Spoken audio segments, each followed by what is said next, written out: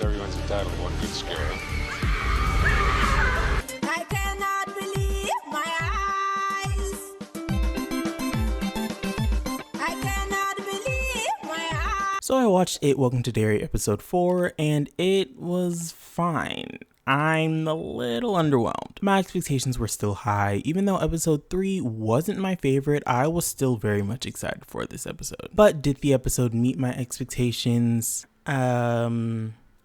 Yes and no. I'm a little conflicted. As the kids face increasingly terrifying experiences, Charlotte attempts to advocate for Hank and General Shaw escalates his efforts. Starting off with my positives, the characters. My favorite characters are still Lily, Ronnie, and now Charlotte. They actually gave her something to do in this episode, which was nice to see, plus I love Taylor Page. Now onto the story. The children are trying to prove to the adults in Derry that they're being terrorized and trying to also figure out ways to prevent it from happening, which are both not going well. Charlotte is trying to help prove that Ronnie's dad is innocent and wasn't involved in the movie theater incident. Leroy is trying to figure out what's going on in Derry and what he's actually a part of at this military base. And Dick Halloran is experiencing strange visions and also finds out where all of the strange stuff in Derry originated from. This episode did kind of feel like another filler episode to me, with lots of exposition that was setting up for later episodes in the season. But I wouldn't fully classify it as a filler episode because there are some situations that are definitely going to directly impact some characters, like instantly.